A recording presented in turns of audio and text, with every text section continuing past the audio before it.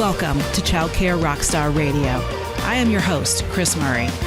Childcare leaders around the globe are breaking through challenges, leading the way in innovation, testing new best practices, and impacting children and families in a much more powerful and positive way than ever before. Each week, join me for interviews with early childhood leaders and experts that will leave you inspired to become the next childcare rockstar. Now, let's go. This is Childcare Rockstar Radio, episode 171, featuring Kim Harris. Hey, welcome back to the podcast, y'all.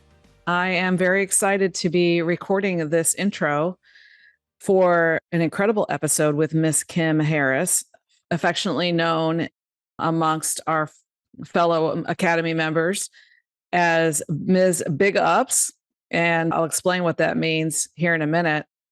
You might notice that my backdrop is looking a little bit different, and that is because I am in the midst of spending 1 month of an incredible life goal and dream vacation in Hawaii. And I am spending 10 days in 3 different islands for a total of 30 days in Hawaii. And so my first island experience was in Kauai.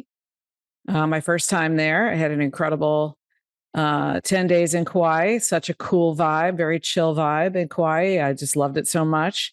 The Garden Island. And now I am here on the Big Island. So I'm filming this intro from a really cool bungalow style home just across the street from the beach in Kona. So I hope that you are doing well here in the latter half of February / early March 2024, whenever you listen to this episode live. And I want to thank our sponsor for today's podcast, which is Live Oak Bank. We love Live Oak. They were featured on the podcast recently in my episode with Jessica Ferguson. And they are really diving in to help the early education community with funding, whether you want to expand or add to your existing school. Live Oak Bank is a great resource for you. Growing your childcare business savings just got easier with a high yield savings account from Live Oak Bank. Building your savings isn't always easy, but with a Live Oak online savings account, they've taken on some of the hard work with competitive interest rates of 4% APY, FDIC insurance, no monthly maintenance fees or minimum balance, and a fast and secure connection to your other bank accounts. You can enjoy a simpler way to save. At Live Oak, they reward you with remarkable service and some of the most competitive savings and CD rates. And open a business savings account today that benefits your bottom line. Just go to liveoakbank.com /rockstar. That's liveoakbank.com /rockstar. Kim Harris is today's featured guest. Miss Big Ups, what can we say? The Harris and Tucker Preschool that you're going to hear all about, which was founded in 1970 amidst civil unrest in Hartford, Connecticut, has an incredible story. And Kim is a legacy owner, multi-generational, and it's a NACCE accredited program helping children who are in the minority and underserved communities in and around Hartford. So this is a special program, and Miss Harris is a special lady. I can't wait for you to meet her. We're going to talk about how she has transformed her school, all the things that she is working on in making her systems tight and right.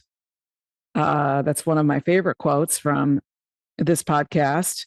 And also her focus on developing children into superheroes.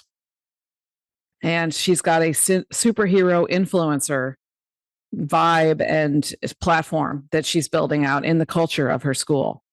She is working on a cultural activity center. She's working on a GoFundMe.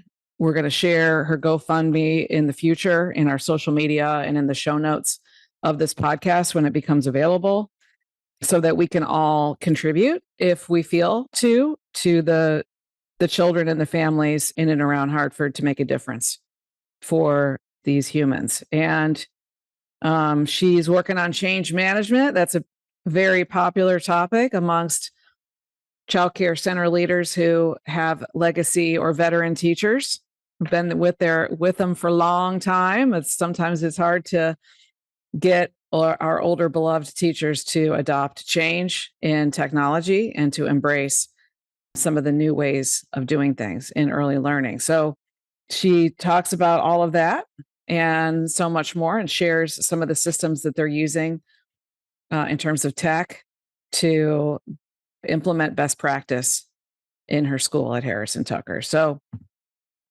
can't wait for you to meet Kim coming up here in just a minute. And I just wanted to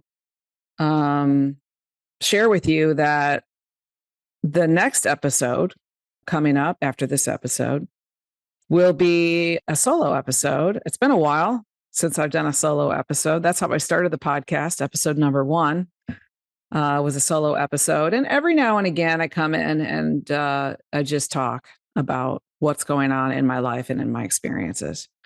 And I felt to do that from the perspective of taking a month out of my life and coming to Hawaii and having this retreat of sorts. What am I working on? What am I focused on? How am I letting go?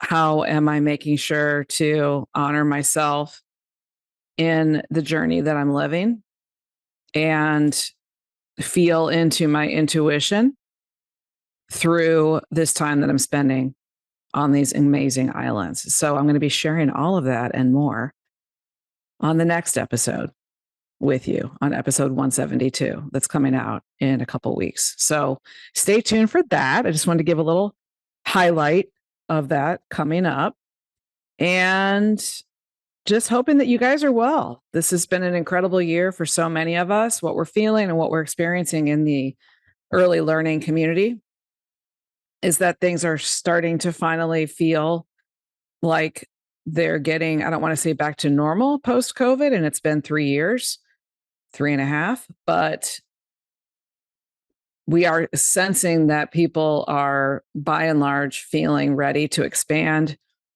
to live in a more expansive way, to either expand their businesses or take on more energetically, I guess is the best way to express it. And so I, of course, don't know if all of you are feeling that way, but I know a large chunk of you are, because we talked to you and we were just in Clearwater a couple weeks ago with our membership, and we had over 300 folks there. And that's some of the feedback that we've been getting, is we just like to check in with our members and with the ECE community that we serve and see what the trends are looking like and what is the energy that's going on. And right now it's an energy of expansion, both in personal and professional. So wanted to share that. I'll talk more about that on a future episode. And that's it for now, guys. Just enjoy this episode. Dive in with me, learning more about Kim Harris. This is an extremely inspirational story and an incredible woman who's doing great work. And I can't wait for you to meet her. So I'm going to make it happen right now. Enjoy it.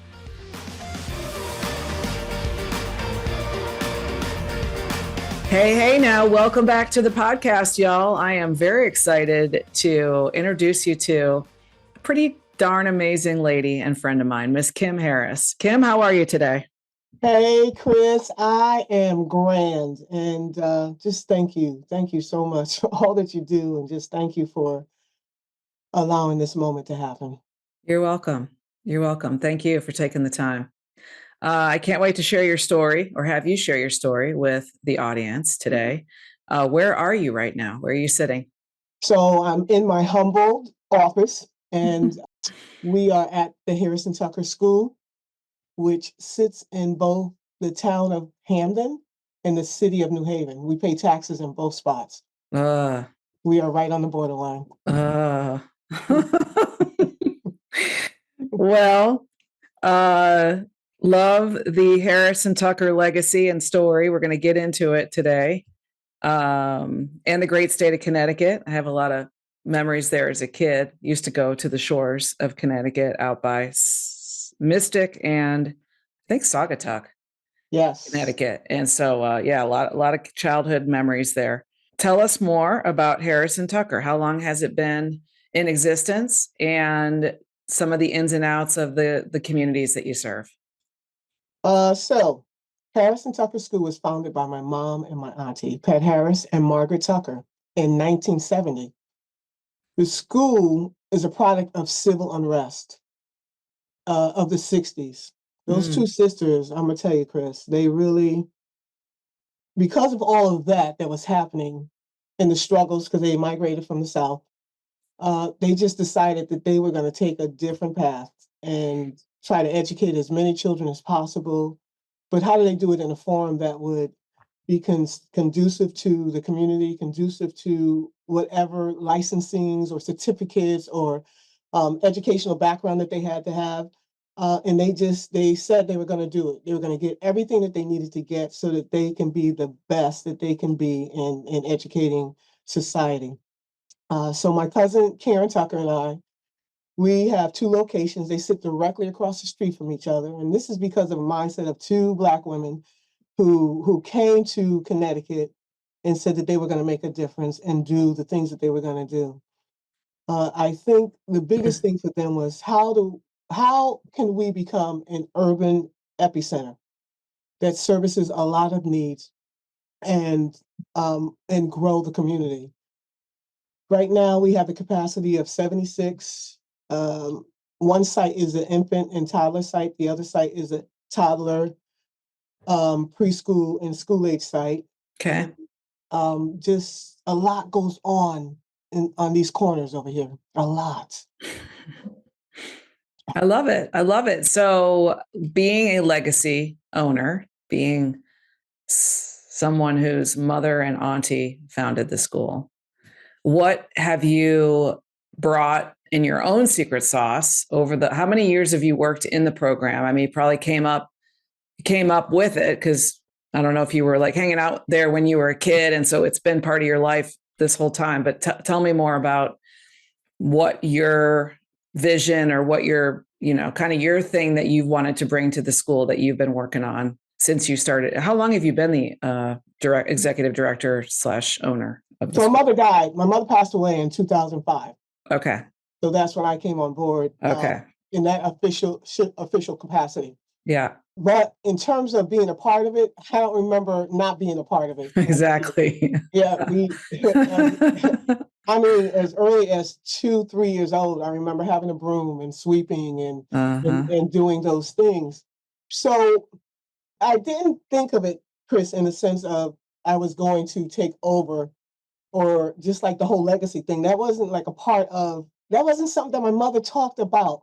Right. And then as a kid, you never think your parents are going to die. Of course. That's the other Yes. thing. Yes. But like in this journey, we had to do something different. We couldn't like live off of our laurels. And I think that was one big, huge mistake that we made, because we always had kids. It was always going to be a lot of that. And when I came on board, I said to my cousin, I'm going to move this thing forward with you or without you, but for you. Because my cousin never worked any place else. This is all she did. So I said, okay, we're going to get accredited. We became nationally accredited. We're going to have more outreach in the community. And it's not just going to be about kids and families. It's going to be about how we can make lives better across the board. So that's kind of been our focus, and that's how we really are moving into this next phase of who we are. Right. So I love the national accreditation because it speaks volumes to your quality and to all of the effort and love and caring and quality that you're putting into the school. I'm assuming that did you go through NACI accreditation? Yes, okay. And Kris, we are the only nationally accredited program. It's like this. This is a big title, but this is what it is. We're the only Black woman, family-owned and operated, nationally accredited, faith-based urban epicenter in where we are. Woo! I'm telling you, I'm feeling the feels. I'm feeling it. Wow, I just got goosebumps. It's awesome. That's what we moved towards, and I know that because I couldn't really speak it. I couldn't articulate that as a kid growing up, because I didn't know these things, right? But I know that my mother and my auntie would be so happy as to where we are now. Yeah. I love that. And I love, of course, being part of your journey, having you in the academy. And I've known you for at least a decade, I feel. Yes, we are going on 11 years, you and I. I love that. And my dad passed suddenly in 2006. And so I lost a parent. Again, to your point, you never think a parent's going to die and he was only 63. Sounds like your mama was probably pretty young. 63. That was my mom's number two. Right. So we have that similar, we're walking that similar journey, you and I. And we've been connected for a long time, 11 years. I love that. So gosh darn it, I'm glad I'm finally bringing you to the podcast. What has taken me so long? But I do love having you. You were on our stage this past summit and inspired the audience on the success panel together in Orlando last October. So that was really, really fun and great. So in terms of highlights of your journey, we covered the big things. Is your cousin still actively working with you as a partner in the business, or talk more about your structure, your leadership structure? Yeah, so she runs the infant toddler side. Okay. And so this is good. This is great. And what happened, what has happened since the passing of my mom and then her mom 3 years later, as I walked and said, Karen, I'm going to do this. I'm going to go for it. We're here. This is who we are. This is what we have. This is what God gave us. This is what our parents left us. So let's make the best of it. So as I move forward into the journey of the accreditation, which, by the way, I said to one of my best friends and colleagues, girl, we could do this. We're going to do this in 6 months. It almost took us like 3.5 years to do it. It's not an easy thing to do. That was the naivete thing happening right there. Yeah. But we did it. We struggled through it. And we helped each other. But the big thing is, my cousin didn't want to go through it, but she saw the transformation that was happening, right? And she said, okay, whatever you have, just send it over. And we'll just start implementing those things. So we're going to be working soon on them becoming nationally accredited as well and moving them forward. Hers is a smaller setting. She's a group. We're a center. She's a group. Gotcha. And it's a different type of thing, but I think now NIAC is going to allow the groups to go into the mode of the NIAC accreditation as well. Yeah. And for those of you guys that don't know, up in the northeast of our beautiful country, they refer to it as NIAC. So if you're from Maine, Vermont, Connecticut, Rhode Island, you're calling it NIAC. The rest of the country is calling it NACI. It's all good. It's all the same.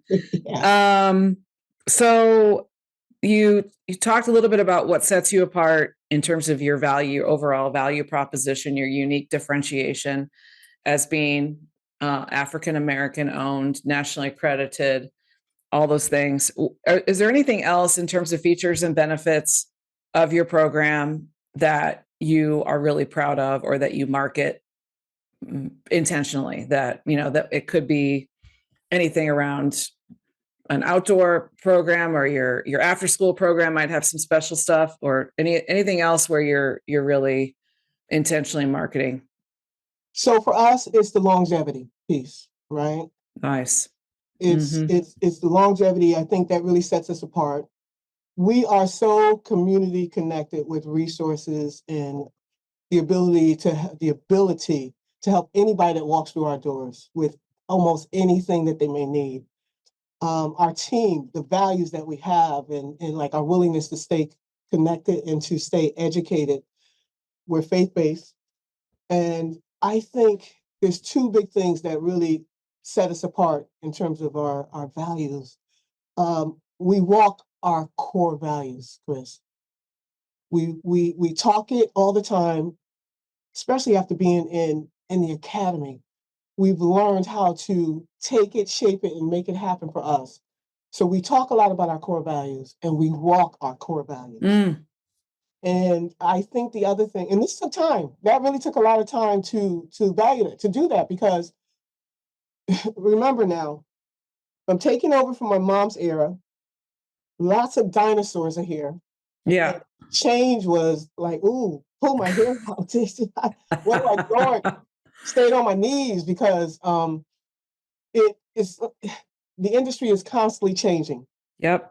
And we had people that did not want to change because they were used to the way of Pat and Margaret, my mom and my auntie. Yeah. So that was probably the hardest thing to do. But eventually, as time went around and as kids change, people change. So either you're going to change with the kids or you're going to move away into something retire. Or I think the word in the academy is you were going to be released to your destiny. Yeah. Eventually, a lot of that happened because it was moving too fast, was moving too quickly. The landscape was changing all over the place. But one thing I think that we're very proud of, as well as our core values, is that we're superhero influencers over here. So if you come through, especially my teachers, and you have a skill or a talent that is just something, we're gonna make it. We're gonna take something that you have, we're gonna mold it, and you're gonna become a superhero in this neighborhood. Nice. And I'm telling you, my teachers are flourishing. They're doing a lot of things in the community, and people know them as, wow, you're that Harrison Tucker teacher, and you have this whole creative thing that you do, and we just love what's happening with you and what's going on. But it's not just us, Kris. We do it for our parents too. We do it for anybody that walks through the door that just is looking for a way. And it's like, okay, well, what do you like to do? What's your skill? What's your talent? We're going to take that and we're going to flip it and we're going to make it into something, and you're going to do something with it. But you Right. have to do it. You know, we can talk about all the dreams and everything that we want to have in life, but Kris, if we don't do the action part, it doesn't happen. Yeah. Well, I love superhero influencers. That's fantastic. And that's such a cool, inspirational way to lead. And also, it may have been part of helping people adopt change or be open to change, because change management, when you have a lot of veteran teachers in the building, like you said, and then trying to get them to come up to the new way is super challenging. So I gotta hand it to you on that one. And I've learned, Kris, I'm telling you, just being in the academy, you know, I see, like, the nature of our business, teachers come and go all the time, right? And I see how your landscape is constantly changing for the good, but when you change it, it's a level up. It's a level up. It's a level up, and it's so progressive. And it's like that whole mindset piece that you've embedded in us. You're moving us towards it. You can't stay stagnant. It has to be fluid, or else you'll get stuck. And when you get stuck in this business, that's a problem. Yeah. Well, since you mentioned level up, I want to ask you about the word up, because you are known for the catchphrase "big ups" in the academy, and maybe in other parts of your life, but you are like super positive and you're big ups. So where did the phrase "big ups" come from, and what does it mean to you? So, Kris, when my mom passed away, a mentor came into my life and he said, all right, Kim, what's going on? You can't get this thing together. And he said to me, he said, Kim, you got this thing about, you think that you have to fill your mother's shoes. It's never about filling the shoes, because we can't.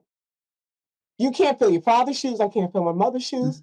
But it's about stepping on their shoulders and them lifting up your possibilities. And that's where the big up thing happened. It's a running thing around here where we always talk about how we can uplift possibilities for someone today. And when you're doing those things, oh my goodness, it's magic. Yeah. It's really magic. Big ups, you know, just like, wow. All right, Miss Kim, the kids will walk through the door. I'm doing a big up today, Miss Kim. I uplifted somebody's possibilities today. Nice. Oh my goodness, what? Tell me what you did. So I'm just so proud of just like catchy phrases that will help to uplift the community, help to lift people up that have been oppressed, people who can't see a pathway, and people who don't have access to opportunity. Right. So now we're providing those things where this journey has just been so funny. It just cracks me up how just moving in it and moving forward. Because even in the bad days, Kris, when you're lifting people up, those bad days go away. They really go. 100%, 100%. Completely agree with you. And I would just say, Kris, I got to say this, that you are doing the work of the Big Up all the time. You know, you talk a lot about mindset. You talk a lot about encouraging, right? You're always sending the emails. You're always the birthday cards. Those are things of just being a big up, a person who's a big upper. And it just means so much to so many people. Yeah. It's huge. Yeah, it's huge. Those little things are huge. And and let me tell you, that's all the people on my team that are doing that too. Annie. Yes. And Tammy and Angela, our beautiful concierges, they're looking for opportunities to send those big ups to all the members all the time. So yes. Very, very grateful. But you're right. That's the culture that we set. That's as leaders, as founders, that's the culture that we set. So love that. So let's talk about leadership, mindset within leadership in terms of what are some of the challenges that you faced last year, and maybe just share things that you are working on in your leadership style, anything around, because you talked about your core values, and I love, love, love walking and talking your core values, living and breathing them into your center, into your school. And so how do you develop leaders? What's your leadership style? Just talk more about how you stay on the pulse of trying to be a good leader. So we've implemented, we probably, and I want people to really understand this. The best thing that happened to us was COVID, right? Wow, that's a rare statement. Yeah. Let's dig into that. Yeah. Yeah. So before COVID, we were really moving. You know, I was on top of my academy stuff, doing my homework, and we were really moving in in organizing systems and delegating things. We were moving in that way. Yep. Then COVID hits, right? And we got super lazy, super just like yeah, complacent. And I'm like, oh, Kim, you're out of order. And it reflected in my staff. It reflected in my leadership style. It was just easy.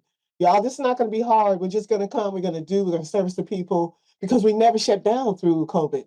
Right. We were open. We had enough staff that was coming in and out. If somebody got sick, we were able to shut down the classroom. We were able to move. Right. But then what we noticed last year, Kris, and this is when I stepped up my game in the academy, because I had to. I went from a growth to the freedom. Like, oh my goodness, no, we need more. I said, we're going to start really going back to our pre-COVID days, because I saw where we do not want to go. COVID it opened the window to us. It's like, that would be something that's an organization that's dying out. We don't never want to hit those marks. We want to stay above that. We want to keep our quality fresh and strong and striving towards being the best that we can be. So COVID gave me a glimpse of what could happen if we just don't stay on top of things. And that's not the direction that we want to go. So at least now we have a direction, a forward moving direction. And we're really implementing those systems, Kris, of automating the school, really looking for those A players out there as we interview. And we're keeping it going. Like now, I think I'm just about fully staffed, but my sign is still out there. People are still walking through the doors every day. We're not going to get comfortable in anything that we do. We're going to really, really move our stride. We're going to walk our talk, and we're going to move forward, and we're going to be the best urban epicenter ever. Not just in this neighborhood, because the goal at the end is, how do we take this model and help other communities of needs? We have to do that. We have to do that so that others can create their legacies as well, so they can live. Yeah. And live fully with positive mindset, with opportunity, as you mentioned, with helping people that haven't had any opportunity see what's, the real nature of a vibrant life. Yeah. So I love staying out of the comfort zone. Like, you're pushing to not go back into the complacency or the comfort zone of what you experienced in COVID. So I love that that's incredible leadership. I love that you're just always hiring. So even though you're almost fully staffed, you're like, let's keep the sign out there because you got to always be hiring and looking for that good talent. Don't stop. Like why stop? Right. I've learned some real hard lessons too, Kris, that we're not going to get stuck. We're going to make sure that we have everything that we need as long as we can. Yeah. Because teachers, they come and they go, staff, they come and they go, but our systems are going to be so tight and right that it's not going to matter. We're not going to have any hiccups. And these are the other things that we're teaching the other schools that we're in touch with. We're in touch with about 30 other preschools that we just have meetings, monthly meetings, and I just love that we're helping others to grow too. Yeah. So are you part of the Connecticut Childcare Association, or is that just a separate group that you're in? So the name of the group is called Circle, CT Circle. Okay. And cool. So we help those preschools, mostly Black and brown preschools, preschools, centers, family group. Yeah. And we advocate a lot. We're learning. I mean, This whole advocating piece was something that was so new to us because in Harrison Tucker, we fly under the radar. We don't get anybody mad. We don't do those things. That's my era. Yeah. But now we have to step out. We have to do the things that are going to help keep this business going. Now, and when I say business, not just the Harrison Tucker business, but the whole preschool industry. Yes. We have to do the things that are going to help people to be able to progress forward, to have the things that they need, to not be struggling for toilet paper, paper towel, keeping the lights on. How do we now train ourselves so that we can look forward? How do we create those systems? And I'm telling you, the Childcare Success Academy has been a saving grace. Well, thank you for saying that. Yeah, you touch more than me because your methods are all throughout this community, let me tell you. I love that. I love that our, tentacles of goodness are flowing out to home-based preschools and smaller group settings, and Black and brown communities serving that in Connecticut. That it's fantastic. We don't if our influence can keep that we put the pebble in the beginning of the center of the pond and the ripples flow out and they're flowing through you. And I love that. I want to ask you about systems. I love when you said systems tight and right.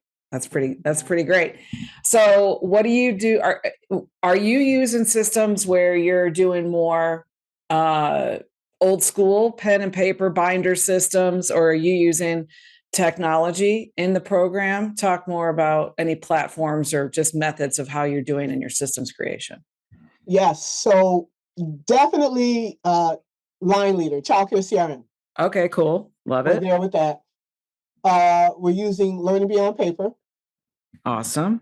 We are getting ready to go into One Place. Yep. And we have a little bit of pencil and paper happening because a part of me doesn't want to let some of that go. Yeah. And I think it's a good exercise for our staff to have that, especially for our older staff that's here. Sure. They get a chance to kind of not lose a sense of who they are, and they're not forced to go totally into the digital, but they have to learn. Even me, the digital was a hard thing for me. I'm like, oh my goodness, where's my young people? I'm hiring young. Exactly. But they're teaching me, and and they know that I rely on them, and I'm growing, and I'm learning it. And I love the fact, Kris, that even like our security systems, right? I could be home doing work from the house, and I could just see everything that's going on. Right? See and hear everything that's going on. And I love how, as we're on a typical day, I could be just checking the paperwork that they had to write in, and they have to implement something into one of our digital formats. It's not anything where I have to go to the pencil and paper. I can see and I don't have to be here. Right. Because, the biggest thing that you're floating around, even like Coach T, Tanina, she talks a lot about, I'm here to help you get out of your business and so that you can work on it and not in it. So that's one thing I'm really striving for. And I love when I can sit home and just, open up my phone or go to my computer and I can see how the day is progressing on. Yes. It's just such a beautiful thing. And my mother, my auntie, they would have never, ever, ever have gone for anything like this in that moment. But if they could have seen it, right, they would be like, oh my goodness. Yeah. Somewhere sit down. Their minds would probably be blown about Yes. the fact that you can actually set your operations up. You can be from home watching the operations of the day and making, so you're monitoring your operations remotely is what you're doing, which is fantastic. Yes. So I love that. I'm super cool. I'm really psyched for you that you're doing Learning Beyond paper with the digital curriculum, but you still are able to allow the more veteran teachers to do the old school methods of lesson planning and whatnot. So that's great. Where are you headed, Miss? What are you excited about for 2024? And anything in the horizon that you'd like to share? Yeah. So we have a nonprofit that I started a few years ago. Actually, our nonprofit started 1 month before COVID started, with the intent of really having this outreach within the community. And we've not flipped it back from what it does. We have a big distribution center that does Pampers, diapers, food, period products, and senior products, right? And we've not been able to flip that into what we want to do. And God is just so funny in how he works. So that is still what it is. It's doing all of those things because though the pandemic went away, the struggles are still on, and we're able to help a lot of people in that way. So the one big thing that we're working on with Inspire Communities, Inc., we're working on creating a cultural activity center. And this cultural activity center, Kris, it will talk about culture, we'll talk about history, we'll talk about innovation. And the soap that we talked about on the stage, that's one of our innovations that, I mean, the kids are coming up with so many different designs. Oh, yeah. and things that they're doing with that. But with this cultural activity center, it's going to be a huge mechanism for family engagement with our toy learning library. So what we're looking to do is, how do we bring families together, and how do we, because times are different, and how do we, maybe not so much screen time. Well, let's sit down and learn how to play Sorry or Monopoly. What does that look like? What kind of questions can you be asking? Because it's still like a third of population here in our neighborhood can't read, right? And have no digital access. So if we're creating those things and we're teaching those skills, now talk about leveling up a community, leveling up a population that really did not have access to any opportunity. We're creating those things. So those are some of the things that we're really working on, and just hoping like in the next decade that we're going to really see a difference in these positive outcomes that are happening. And yeah, we filter in a lot of kids through the community, and some kids, they're right fit, some kids aren't. We don't believe in whitelists, believe it or not, Kris, because there's so many other preschools that can use the business one, but that child might be a right fit for. Sure. And it just always, it circles back around. It happens, and we just really keep that mold going and just trying to help the mindset a little bit. We're moving away from poverty mindset. Mm-hmm. We're moving away from that, and I can really see the difference here at the school. Here, we're going to stop living paycheck to paycheck. It's all of those things that it was just a way of life. Yes. But now it's different. It's on, and just being able to have those examples in front of you. Because I think that's what's missing a lot of times in households and just with people. The population that we serve is just about the examples that in front of them. So we're able to bring those around. Yeah. So for folks that weren't at the summit and didn't hear your story about the soap, will you share that again for the audience? Absolutely. So the soap, we have a distributor, but the kids are learning how to do the soap. And as a matter of fact, we have a garden where we're growing the lavender, we're growing the sage, we're growing the pieces that go into that. Yeah. And the kids we've been testing the market on how it's going to be received. It's street soaps. The soaps are named after the streets in our neighborhood. And what we want to do with the soaps is this, Kris. We want to make sure that kids get some financial literacy behind what it is they're doing. And some of the funds are going to go back in for scholarships for people that come to our schools. We're going to help with co-pays. We've been able to now amass enough money so that we're paying for community organizations in our neighborhood. We might buy all the desserts. We might buy all of the something that they might need for their event that they're doing. So they're really doing things. And we're going to be doing something called Black Wall Street for Kids in April. And the library, with the local library, they're going to shut the library down. And it's all the buzz right now. People are going to come in and purchase the kids' soaps. But we're not only going to have the soaps. We have some seamstresses that have been showing the kids how to sew. So they'll have a couple of dresses, some shorts, and talking to somebody now who makes sneakers, because kids are into this. Oh, Miss Kim, I want to make my own sneakers. Okay, so you're going to bring somebody in. You're going to design your own sneaker.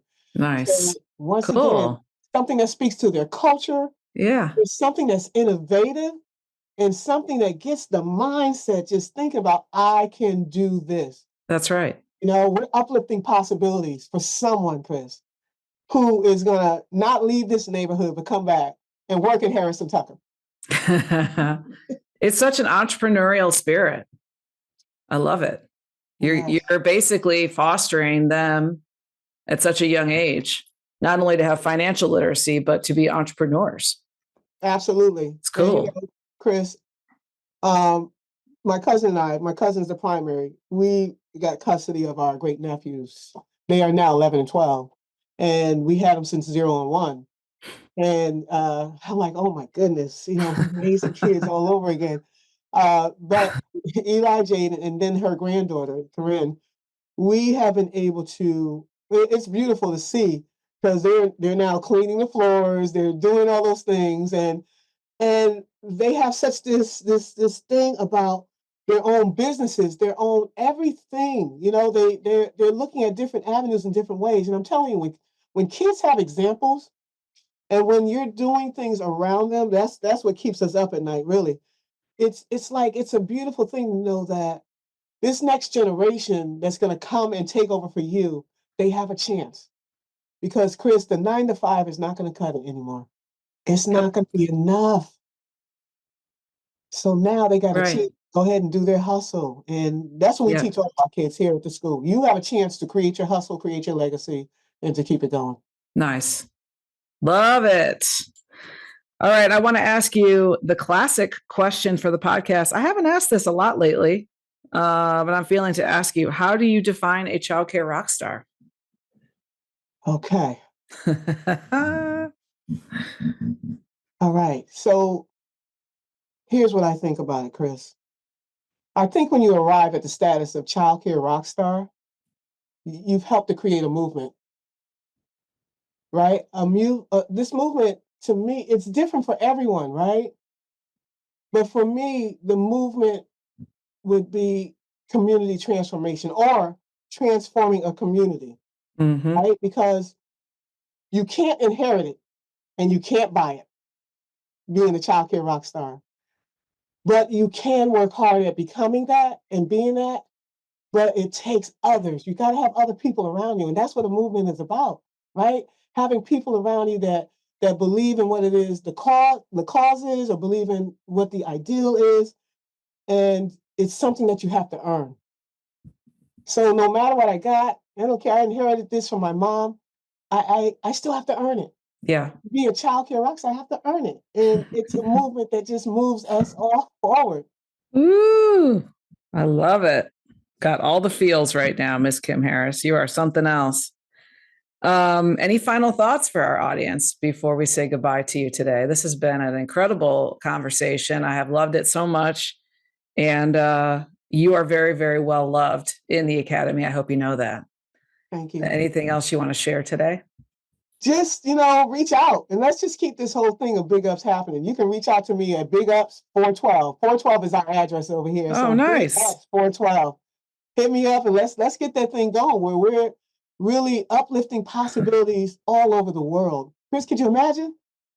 You're doing it all over the world, right? Yeah. Your team, your coaches, your staff, your everybody. Yep. Just imagine more people coming into that, and I see how different this world is going to be. Yeah.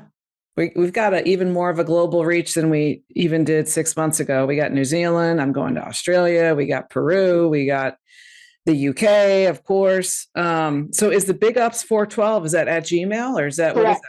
what is that? At gmail.com. All right, honey. Woo! I love that. And at Harrison Tucker School, what is your website address? Harris and Tucker Preschool. Okay. .com. .org. Oh, .org. Harris and Tucker Preschool.org. Awesome. For people that want to reach out, learn about what you're doing.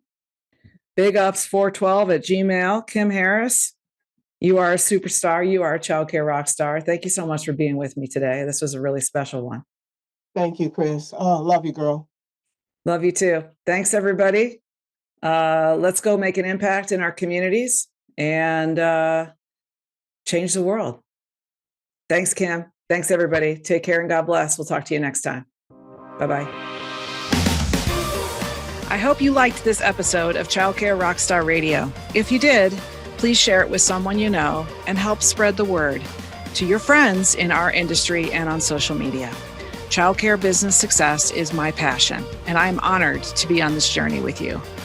As a thank you for listening, learn more about how to grow your business and make more income with our brand new free quiz, the What's My Number One Income Killer quiz, exclusively for preschool and childcare owners. Take the quiz today at childcarequiz.com to discover what your number one income killer is and how to solve it. Take care and God bless.